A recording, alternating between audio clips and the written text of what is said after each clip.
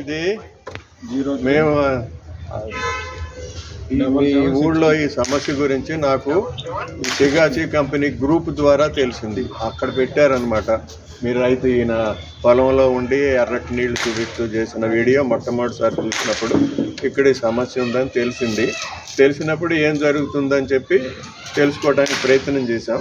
అసలు ఆ కంపెనీలో ఏం ఉత్పత్తులు చేస్తారు, ఏం వదిలేసి ఉంటారో అని తర్వాత తెలుసుకుంటుంటే మాట్లాడితే నాకు మెయిన్గా కొందరు అధికారులు ఏం చెప్పారంటే ఆ కంపెనీ చాలా బలమైన కంపెనీ, ఏ అధికారులు వాళ్ళ మీద చర్యలు తీసుకోవడానికి ధైర్యం చేయరు, అందుకని ఇలా మీకు తాత్సారం చేస్తూనే ఉంటారు అన్నారు.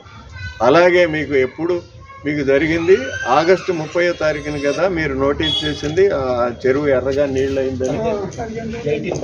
ఆగస్ట్ 18 సెప్టెంబర్ 18న నోటీస్ చేసి మీరు అది చేశారు. సెప్టెంబర్ 8 ఇప్పుడు నెల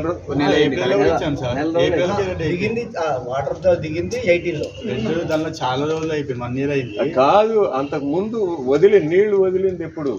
12-13 నెల రోజులు దాటిపోయింది కదా. అదే నెల రోజులు దాటిపోయింది. ఎందుకు ఏమీ చేయట్లేదని కనుక్కోవడానికి ప్రయత్నం చేస్తే హెడ్ ఆఫీసులో చేస్తున్నారు, ఇక్కడ చేస్తున్నారు, అక్కడ చేస్తున్నారు అన్నారు. అప్పుడు ఈ కేసు మీద కాలుష్య నియంత్రణ మండలిలో ఏంటంటే మీకు ఒక అమెరికాలోని ఒక పెద్ద ఈ పిసిబి లాంటి అక్కడ ఈపీఏ అనే ఒక సంస్థ ఉంటుంది. ఆ సంస్థలో పనిచేసిన పెద్ద ఉద్యోగి ఆయన చాలా రాశాడు. ప్రభుత్వం వ్యతిరేకంగానే ఆయన పోరాటాలు చేశాడు, కోర్టులో కేసులు కూడా వేశాడు. అందుకని ఆయన పక్కకు తొలగించి ఆయనకు అధికారాలు లేకుండా చేసినా కూడా ఆయన చాలా పోరాటాలు చేశాడు. ఆయన ఏం చెప్తాడంటే ఈ కాలుష్య నియంత్రణ మండలి అనేది, ఈ కాలుష్యం నియంత్రించే అధికారం అనేది కూడా అది ఎలా నడుస్తుందంటే ఒకసారి ఏదైనా జరిగిందంటే దానికి ఓన్లీ నోటీసులు అలా తాత్సారం చేసుకుంటానే పోతారు. కానీ అదే మీకు ట్రాఫిక్లో ఒక వైలేషన్ జరిగిందనుకోండి, అదే అమెరికా లాంటి దేశంలో కానిస్టేబులే ఉంటాడు అక్కడ. కానీ అతను ఎవడు విచారణ చేయటము ఏమీ లేదు. ఇక్కడ ఇది స్పీడ్ దాటాడా లేదా అంతే. అక్కడ రాంగ్ పార్కింగ్ చేశాడంటే అక్కడ సింపుల్లీ నోటీస్ ఇచ్చేసి వెళ్ళిపోతాడు, ఇంత ఫైన్ వేసి వెళ్ళిపోతాడు.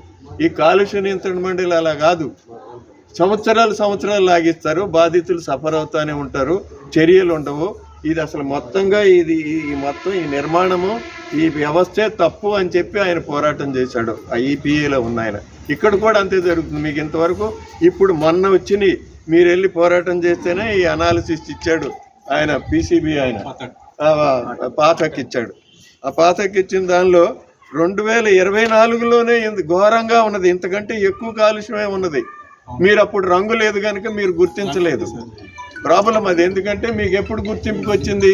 ఇది ఎర్రగా రంగు మారినప్పుడు ఇదేదో కొత్తగా కాలుష్యం వచ్చింది అనుకున్నారు. కానీ 24లో 4 శాంపుల్స్ ఉన్నాయి. 4 శాంపుల్స్లో కూడా చాలా దారుణంగానే ఉన్నది.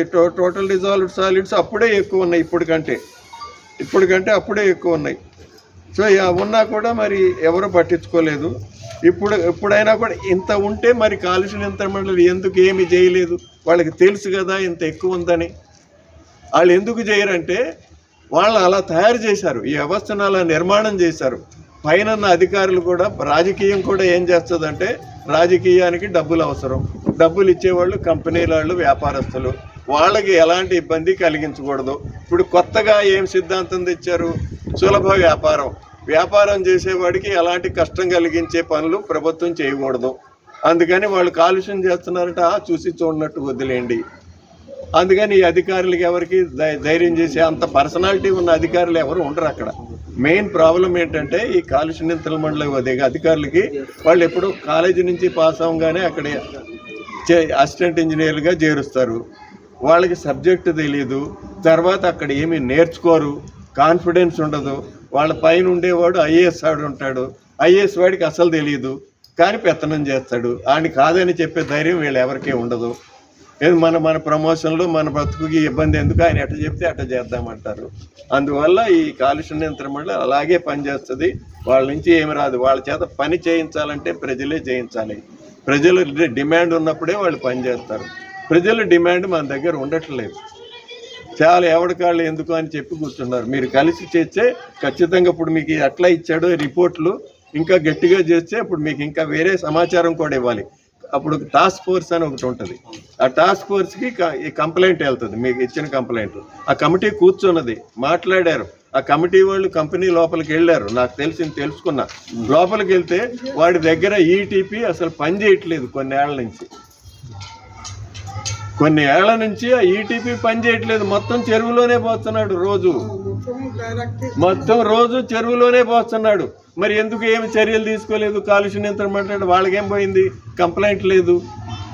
అసలు వాళ్ళు చూడరు. అసలు కాలుష్య నియంత్రణ మండలి ఎలా ఉందంటే చాలా తక్కువ మంది అధికారులు ఉంటారు, ఎన్ని మేము చూస్తామని వాళ్ళు తప్పించుకుంటారు.